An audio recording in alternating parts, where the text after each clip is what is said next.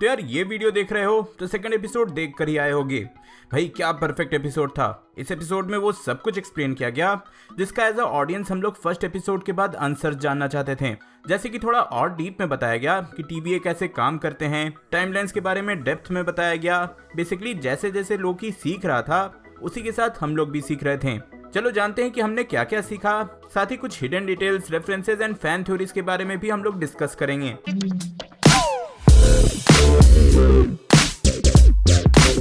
तो एपिसोड का स्टार्टिंग होता है 1985 से। अब ये ईयर देख के बहुत लोग कंफ्यूज हो रहे हैं, मतलब कि फर्स्ट एपिसोड के बाद से ही बहुत सारे लोग कंफ्यूज हो रहे हैं और क्वेश्चन पूछ रहे हैं कि भाई टीवीए आखिर खुद ही तो टाइम ट्रैवल कर रहे हैं, कभी 1985 तो कभी पास्ट में तो कभी फ्यूचर में, तो क्या उनसे भी अल्टरनेट रियलिटी नहीं बनती होगी, टाइम ब्रांचेस नहीं बनते होंगे? तो इसके लिए मैं सिंपल में आंसर दे देता हूँ कि यार टीवीए जो है वो टाइम ट्रैवल नहीं करते, बल्कि वो टाइमलाइन में एग्जिस्ट ही नहीं करते।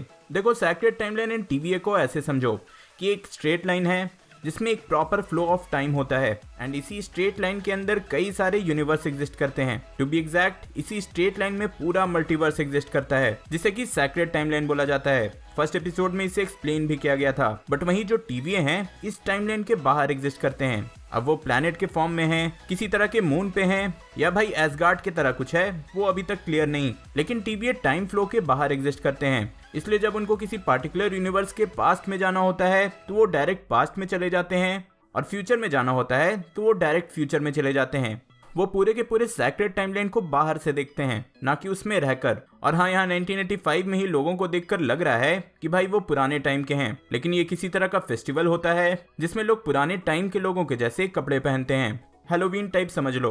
ये बात एगाथा जैसी दिखने वाली इस लेडी ने कंफर्म भी किया। आगे हम देखते हैं कि टीवीए के कुछ एजेंट्स लोकी के वेरिएंट्स के पीछे 1985 में हैं। अब यहाँ वैसा कुछ हिडन डिटेल तो नहीं था। हाँ, इस लोकी के वेरिएंट्स के पास किसी के बॉडी को कंट्रोल करने के पावर्स हैं। एंडिंग में भी जब रियल लोकी से इसका सामना हुआ तब वहाँ लोकी ने कंफर्म किया कि लेडी लोकी एन्चेंटमेंट का यूज कर रही है। देन इस शॉट में मेन लोकी ये भी एक्सप्लेन करता है कि एक इल्यूजन प्रोजेक्शन होता है जिसमें वो अपना एक एग्जैक्ट होलोग्राफिक इमेज बनाता है एंड एक डुप्लीकेशन कास्टिंग होती है जिसमें वो अपना रूप बदलता है, जैसे कि कभी कैप्टन अमेरिका तो कभी थॉर। बट जो लेडी लोकी कर रही है वो किसी तरह का मैजिकल स्पेल है, वो दूसरे के बॉडी को पूरी तरह से कंट्रोल कर रही है। जो कि मार्वल की एक और कैरेक्टर है एन्चेंट्रेस, उसके पास भी ऐसी ही सिमिलर पावर्स थे। चलो इस पे मैं डिटेल में थोड़े देर में आता हूँ। अब ये जो पूरा सीक्वेंस था उसके बैकग्राउंड में एक सॉन्ग बजते रहता है, आई नीड अ हीरो। अब मैं इस सॉन्ग के बारे में नहीं बताता, बट मैंने ये 2 दिन पहले ही guardians of the galaxy game के ट्रेलर में सुना था। तो हाँ, लगता है मार्वल वालों ने इसके राइट्स खरीद लिए हैं और हर जगह यूज कर रहे हैं। 2 दिन पहले गेम के ट्रेलर में भी सुना एंड आज लोकी के एपिसोड 2 में भी। वैसे इस पूरे सीक्वेंस के बाद लोकी की वेरिएंट हंटर C20 को वहां से ले जाती है, साथ ही उनके कई सारे गैजेट्स भी। नेक्स्ट हम लोग आते हैं टीवीए के हेडक्वार्टर्स में, जहां लोकी टीवीए के बारे में सीख रहा है। टाइमलाइंस, अल्टरनेट रियलिटीज, ये सब मिस मिनट उसको एक्सप्लेन कर रही है। अब यहाँ मैगजीन पे वॉल्यूम 26 नंबर 4 लिखा है एंड जनरली ऐसा फॉर्मेट कॉमिक बुक के लिए यूज होता है। एंड इफ लोकी के इशू नंबर 4 पे हम लोग नजर डालते हैं तो उस कॉमिक्स में लोकी का एक ऐसा वर्जन भी था जो कि फ्रॉस्ट जायंट्स का किंग बना था, मतलब कि जोतुनहेम का किंग। तो मे भी वैसे ही कोई वेरिएंट इस सीरीज में भी दिख जाए, क्योंकि एक लोकी का फ्रॉस्ट जायंट वर्जन तो हमें दिखाया गया। वैसे ये जेट्स की मैगजीन मॉबियस की है एंड इस एपिसोड में उसने कई बार मेंशन भी किया है कि उसे जेट्स की बहुत पसंद है, लेकिन आज तक उसने कभी चलाया नहीं। वैसे इस पूरे सीक्वेंस के बाद लोकी कई सारे सीन्स में बस टाइमलाइन और अपने वेरिएंट्स के बारे में ही जानने की कोशिश कर रहा होता है। एंड यहीं पे मॉबियस लोकी के डिफरेंट वेरिएंट्स को दिखाता है, जो कि मुझे तो काफी इंटरेस्टिंग लगा। पहला लोकी है लोकी का फ्रॉस्ट जायंट का वर्जन, जिसके बारे में मैं अभी बात कर रहा था, मतलब कि ब्लू स्किन वाला लोकी। तो हाँ, ये एक वेरिएंट है। देन ये लोकी जो कि साइक्लिस्ट है, इसके कॉस्ट्यूम को देखकर ये पता चल गया कि ये वर्जन टूर दे फ्रांस का विनर है। फिर ये version, and to be honest first look में मुझे ये लगा कि ये हल्क और लोकी का कॉम्बिनेशन है। हो भी सकता है, नहीं भी, बट हाँ लोकी का एक जाइंट वेरिएंट भी है। देन ये लोकी जो कि मुझे किसी रैपर टाइप का लगा। एंड फाइनली वाइकिंग लोकी, जो कि मुझे लगता है कि वाइकिंग्स के रियलिटी से होगा।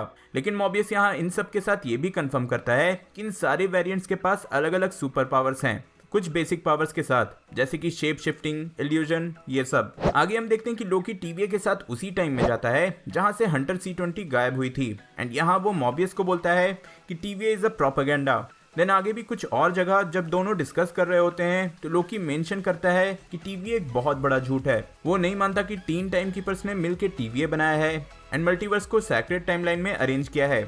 उसके अकॉर्डिंग ये बहुत ही बड़ा प्रोपेगेंडा है जिसके बारे में टीवी एजेंट्स खुद भी नहीं जानते। अब मैंने ये पॉइंट इसलिए मेंशन किया क्योंकि हो सकता है कि लोकी सही हो, may be in time keepers का एजेंडा टाइमलाइन को सेव करना नहीं हो बल्कि उससे बड़ा हो, या मे बी एविल हो। लोकी के एपिसोड 2 का डिस्कशन जब मैं रेडिट पे देख रहा था तब वहां भी कई सारे फैन थ्योरीज मेंशन हो रहे थे कि कैसे one of the timekeepers Kang the conqueror हो सकता है, जो कि हमें जल्दी एंटमैन 3 में दिखेगा। पर क्या पता उसका इंट्रोडक्शन इस सीरीज में हो। यार सच कहूँ तो कुछ भी हो सकता है, एंड सच में टीवीए के साथ ऐसा कुछ हुआ तो ये एक मेजर ट्विस्ट होगा। अब जैसे कि रेवोना रेंसलेयर को ही ले लो, ये तो कंफर्म है कि वो टीवीए में सबसे हाई पोजीशन पे है, वो जज भी है, वही सारे मिशंस को अप्रूव करती है एंड उसी से टाइम कीपर्स कॉन्टैक्ट करते हैं। इवन मॉबियस ने भी आज तक टाइम कीपर्स को नहीं देखा। एंड इफ रेंसलेयर की कॉमिक बुक स्टोरी पे नजर डालोगे तो पता चलता है कि वो कैंग द कंकरर की लव इंटरेस्ट थी। सो यहाँ से भी हिंट मिलता है कि one of the timekeepers Kang है एंड इसलिए वो रेंसलेयर से कांटेक्ट करते हैं। अब यार देखो, ये सिर्फ एक फैन थ्योरी है, सही होना या नहीं होना बात की बात है, इसलिए गलत फैन थ्योरी निकले तो गाली नहीं देना। अब रेवोना के ऑफिस में ही मॉबियस एंड उसके बीच डिस्कशन होता है जहां से मुझे एक इंपॉर्टेंट पॉइंट मिला। रेवोना बोलती है वेरिएंट के साथ वो काम कर रहा है वो अनप्रेडिक्टेबल है, भरोसा करने लायक नहीं है, एटसेट्रा एटसेट्रा, जिसपे मॉबियस जवाब देता है कि वो बदल भी तो सकता है, और रेवोना जवाब देती है कि जब तक टाइम कीपर्स ऐसा नहीं चाहें। तो हाँ, यहाँ से ये भी पता चलता है कि टाइम कीपर्स ने सारे कैरेक्टर्स की स्टोरी, नेचर, बिहेवियर ये सब डिसाइड कर रखा है, इसलिए लोकी मोस्ट ऑफ द टाइम सबको धोखा देता है। सब कुछ टाइम कीपर्स के हाथों में है, प्रेजेंट, फ्यूचर एंड पास्ट। यहीं पे एक कमाल का ईस्टर एग भी मिला। रेंसलेयर जब मॉबियस को एक डॉक्यूमेंट साइन करने के लिए देती है तो वहां उस पेन पे लिखा होता है Franklin D Roosevelt high school. अब वैसे तो ये स्कूल इन रियल लाइफ भी एग्जिस्ट करता है, लेकिन इफ कॉमिक्स के पन्नों को पलटेंगे तो पता चलता है कि फ्रैंकलिन डी रूजवेल्ट नाम का एक कैरेक्टर यहाँ भी है, जो कि कॉमिक्स में यूएसए का प्रेसिडेंट था एंड इसी ने कैप्टन अमेरिका के क्रिएशन के बाद उसको नया कॉस्ट्यूम और शील्ड दिया था। तो हाँ, ये एक अच्छा ईस्टर एग था। आगे देखो तो लोकी टीवीए का एक लूप होल उनको बताता है। जब वो अपने फाइल को देख रहा होता है तो उसे एसगार्ड के डिस्ट्रक्शन के बारे में पता चलता है। ऑब्वियसली ये लोकी एवेंजर्स के फर्स्ट मूवी के टाइमलाइन का है तो इसे ये सब पता नहीं होगा। ये फाइल देख के वो थोड़ा इमोशनल हो जाता है, जैसे कि पूरी की पूरी थॉर रैग्नारॉक मूवी को होनी चाहिए थी, बट कोई नहीं। लेकिन हाँ, कुछ डिटेल्स यहाँ से उसे पता चलते हैं, जैसे कि इसमें 9719 एसगार्डियंस मरे थे। यहाँ पे रेवेंजर्स का नाम भी मेंशन है। इफ आपको थॉर रैग्नारॉक याद होगा तो थॉर, वैल्करी, हल्क एंड लोकी के टीम का नाम रेवेंजर्स था। लेकिन इंपॉर्टेंट पॉइंट है कि यहाँ लिखा है 0 वेरिएंस एनर्जी डिटेक्टेड, एंड इससे लोकी को सैक्रेड टाइमलाइन का एक मेजर लूप होल पता चलता है। इफ कोई एपोकलिप्स मतलब कि किसी तरह के टोटल डिस्ट्रक्शन से पहले, किसी पूरी सिविलाइजेशन के वाइप होने से पहले उस टाइमलाइन में जाके कुछ भी चेंज कर दे तो अल्टरनेट ब्रांचेस नहीं बनते। ऑब्वियस भी है कि जब उस सिविलाइजेशन से सब कुछ खत्म होने वाला है, सब कोई मरने वाले हैं, तो कुछ चेंज भी कर दोगे तो उससे बटरफ्लाई इफेक्ट नहीं होगा। एंड लोकी की जो वो वेरिएंस है वो ऐसे ही किसी एपोकलिप्स वाले इवेंट में बार बार जाके छुप जाती है। वो अपने इस थ्योरी को टेस्ट करने के लिए 79 AD में पॉम्पेई जाता है जहाँ वॉल्केनिक इरप्शन होने वाला था। अब ऐसा रियल लाइफ में भी हो चुका है, जहां माउंट वेसुवियस में हुए इरप्शन से पूरा का पूरा ये सिटी खत्म हुआ था। Pompeii in real life Italy में है, एंड जब वो यहाँ अपनी थ्योरी टेस्ट कर रहे थे तो as expected variance energy detect नहीं हुई, कोई भी टाइम ब्रांच नहीं बने। फिर क्या वो दोनों ऐसे ही एपोकलिप्टिक के इवेंट्स पे रिसर्च करते हैं जिसमें कि लोकी का वेरिएंट छुपा हो।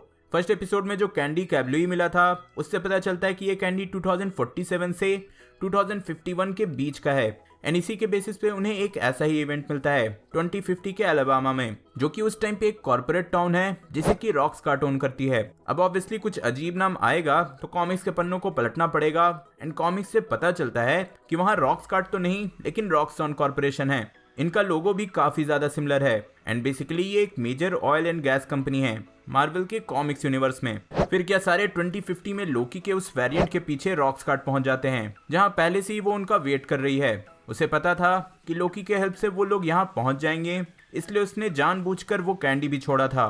बेसिकली ये एक ट्रैप था। देन लोकी के इस वेरिएंट का वही पावर भी दिखता है, बॉडी चेंज करने वाला, जिसके बारे में मैंने पहले बताया था। एंड फाइनली रिवील होता है कि ये लेडी लोकी है। अब देखो, कॉमिक्स में लोकी कई बार फीमेल का फॉर्म ले चुका है, लेकिन ये जो उसका लुक है, गौर से देखोगे तो इसके क्रॉन का एक हॉर्न टूटा हुआ है। ऐसे ही सेम कॉमिक्स में लोकी एजेंट्स ऑफ एसगार्ड सीरीज में हुआ था। अब यहाँ पे कुछ फैन थ्योरीज भी हैं। सबसे पहले तो ये कि ये कैरेक्टर कॉमिक्स से एन्चेंट्रेस हो सकती है। कॉमिक्स में सिल्वी लस्टन नाम की एक कैरेक्टर थी जिसे कि लोकी ने एक बार अपने सुपर पावर्स दिए थे अपने एक मिशन के लिए। तो हो सकता है यहाँ भी कुछ वैसा हो as per fan theories. And जो नेक्स्ट फैन थ्योरी है वो कुछ ज्यादा ही क्रेजी है।